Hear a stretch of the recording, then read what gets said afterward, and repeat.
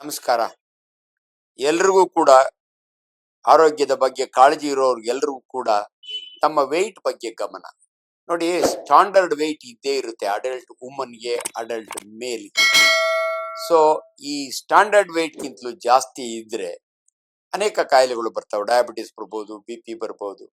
But ತುಂಬಾ ಜನ ಇವಾಗ ಹೆಲ್ತ್ ಕಾನ್ಶಿಯಸ್ ಇರೋದ್ರಿಂದ ವೆಯ್ಟ್ ನ ರೆಡ್ಯೂಸ್ ಮಾಡ್ಲಿಕ್ಕೆ ಅನೇಕ ಪ್ಲಾನ್ಗಳು ಇಟ್ಕೊಂಡಿರ್ತಾರೆ. ಇವತ್ತು ಅನೇಕ ಆರ್ಟಿಫಿಷಿಯಲ್ ಮೆಡಿಸಿನ್ಸ್ ಬಂದ್ಬಿಟ್ಟಿದ್ದಾವೆ. ಅದು ತಗೊಂಡ್ರೆ ವೆಯ್ಟ್ ಕಡಿಮೆ ಆಗುತ್ತೆ, ಒಂದು ವಾರದೊಳಗೆ ಇದು ತಗೊಂಡ್ರೆ ವೆಯ್ಟ್ ಕಡಿಮೆ ಆಗುತ್ತೆ ಅಂತ. ಬಟ್ ನಾನು ಆಸ್ ಎ ಸರ್ಜನ್ ಗ್ಯಾಸ್ಟ್ರೋಎಂಟ್ರಾಲಜಿಸ್ಟ್ ಆಗಿ ನಿಮಗೆ ಬಹಳ ಸಿಂಪಲ್ ಫಾರ್ಮುಲಾ ಏನಂದ್ರೆ ಡಯಟ್ ಅಂಡ್ ಎಕ್ಸರ್ಸೈಸ್. ಸೊ ಈ ಚಳಿಗಾಲದಲ್ಲಿ ಎಕ್ಸರ್ಸೈಸ್ ಅಂದ್ರೆ ಯೂಶಲಿ ಎಲ್ಲರೂ ವಾಕಿಂಗ್ ಹೋಗ್ತಾರೆ, ಬೆಳಗ್ಗೆ ಕೆಲವರು ಜಿಮ್ಗೆ ಹೋಗ್ತಾರೆ.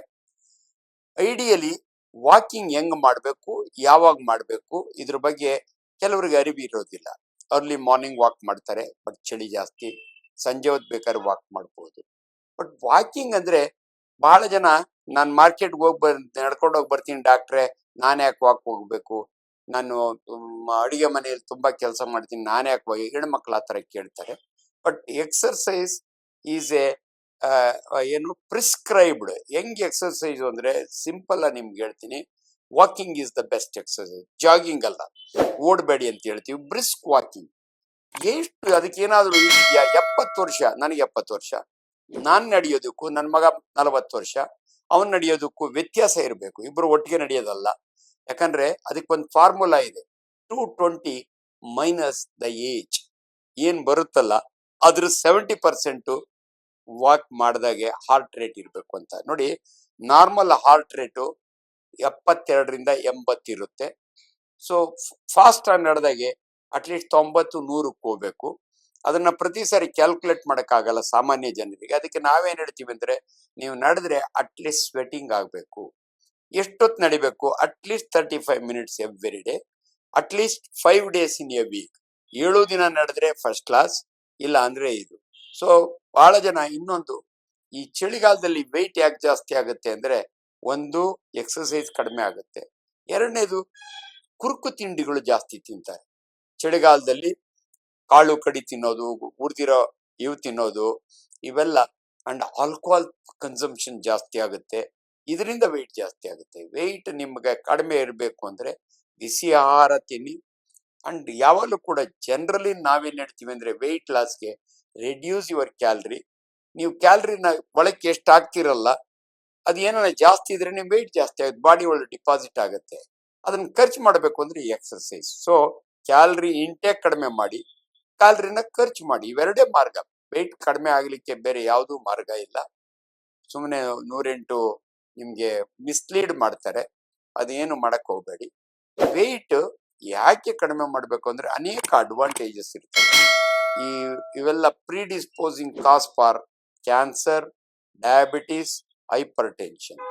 ಇನ್ಫ್ಯಾಕ್ಟ್ ತುಂಬಾ ಜನ ತುಂಬಾ ತೂಕ ಇದ್ದವರಿಗೆ ಇವತ್ತು ಅನೇಕ ಮೆಥಡ್ಸ್ ಬಂದಿದೆ. ಬ್ಯಾರಿಯಾಟ್ರಿಕ್ ಸರ್ಜರಿ ಬಂದಿದೆ, ಅನೇಕ ಸ್ಕೀಮ್ಸ್ ಇರ್ತವೆ, ಅವನ್ನೆಲ್ಲವನ್ನು ಫಾಲೋ ಮಾಡ್ಬೋದು. ಬಟ್ ನನ್ನ ಪ್ರಕಾರ ಸೊಪ್ಪು ತರಕಾರಿಗಳಲ್ಲಿ ಕ್ಯಾಲರಿ ಕಡಿಮೆ ಇರುತ್ತೆ.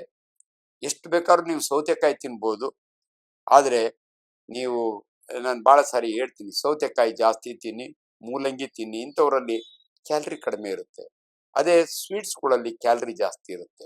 ಡಯಾಬಿಟಿಸ್ನವ್ರಿಗೆ ಪರ್ಟಿಕ್ಯುಲರ್ ನಾವೇನ್ ಹೇಳ್ತೀವಿ ಅಂದ್ರೆ, ಸರಳವಾಗಿ ಅರ್ಥ ಆಗ್ಬೇಕು ಅಂದ್ರೆ, ತುಂಬಾ ಜನ ಡಯಟಿಷಿಯನ್ ಅವ್ರು ಹೇಳೋ ಸ್ಟೈಲ್ ನಲ್ಲಿ ಪಾಪ ಹಳ್ಳಿವರಿಗೆ ಗೊತ್ತಾಗೋದಿಲ್ಲ. ಒಂದ್ ಕಟೋರಿ ರೈಸ್ ತಿನ್ನು ಅಂತಾರೆ, ಬೆಳಗ್ಗೆ ಎಷ್ಟು ತಿನ್ಬೇಕು, ಮಧ್ಯಾಹ್ನ ಎಷ್ಟು ತಿನ್ಬೇಕು, ಮೆಷರ್ ಮಾಡ್ಕೊಂಡು ಕೂತ್ಕೊಳಕ್ ಆಗಲ್ಲ.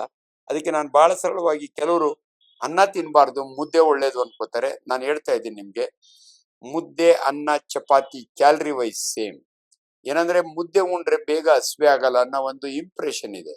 ಬಟ್ ದಪ್ಪಕ್ಕೆ ಅನ್ನ, ಅನ್ಪಾಲಿಶ್ಡ್ ರೈಸು, ಚಪಾತಿ, ಮುದ್ದೆ, ಇವು ಮೂರು ಕೂಡ ಕ್ಯಾಲರಿ ವೈಸ್ ಒಂದೇನೆ.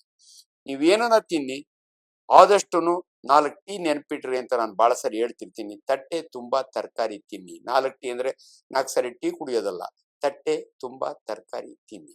ಈ ತರಕಾರಿಗಳಲ್ಲಿ ಕ್ಯಾಲರಿ ಕಡಿಮೆ ಇರುತ್ತೆ. ಸೊ ನಿಮ್ಗೆ ವೇಟ್ ಜಾಸ್ತಿ ಆಗಲ್ಲ. ಆದ್ರಿಂದ ದಯವಿಟ್ಟು ನಿಮ್ಗೆ ಬಹಳ ಸಾರಿ ಈ ಸಕ್ಕರೆ ಕಾಯಿಲೆ ಶುರುವಾದವರಿಗೆ ಒಂದೇ ದುಃಖ, ಅಯ್ಯೋ ಇನ್ಮೇಲೆ ಅನ್ನ ಉಣಬಾರ್ದಂತೆ ಹೇಳ್ತಾರೆ, ಸ್ವೀಟ್ ತಿನ್ಬಾರ್ದಂತೆ. ನಾವೇ ಹೇಳ್ತೀವಿ. ಸೊ ಈ ತೂಕ ಕಡಿಮೆ ಮಾಡ್ಬೇಕಾದ್ರೆ 2 ಮಾರ್ಗ. ಕ್ಯಾಲರಿ. ಸೊ ಚಳಿಗಾಲದಲ್ಲಿ ಯಾಕೆ ಜಾಸ್ತಿ ಆಗುತ್ತೆ ಅಂದ್ರೆ ಎಕ್ಸರ್ಸೈಸ್ ಕಡಿಮೆ ಆಗುತ್ತೆ, ತಿನ್ನೋದು ಜಾಸ್ತಿ ಆಗುತ್ತೆ. ಇವೆರಡು ದಯವಿಟ್ಟು ಗಮನದಲ್ಲಿ ಇಟ್ಕೊಳ್ಳಿ. ಆದ್ರಿಂದ ನೀವು ಆದಷ್ಟು ನಿಮ್ಮ ವೆಯ್ಟ್ ಕಂಟ್ರೋಲ್ ಮಾಡ್ಬೇಕಾದ್ರೆ ವಾಕಿಂಗ್ ಮಾಡಿ, ಪರವಾಗಿಲ್ಲ, ಚಳಿ ಒಳಗೆ ನಿಮಗೆ ಬೆಚ್ಚಗಾಗುತ್ತೆ. ಐ ಥಿಂಕ್ ಅಷ್ಟು ಮಾಡಿದ್ರೆ ನಿಮ್ಗೆ ಆದಷ್ಟು ಶುಗರ್ಲೆಸ್ ಕುಡಿಯಕ್ಕೆ ಶುರು ಮಾಡಿ, ಅವಾಗ ನಿಮ್ಗೆ ಕ್ಯಾಲರಿ ಜಾಸ್ತಿ ಆಗಲ್ಲ. Thank you.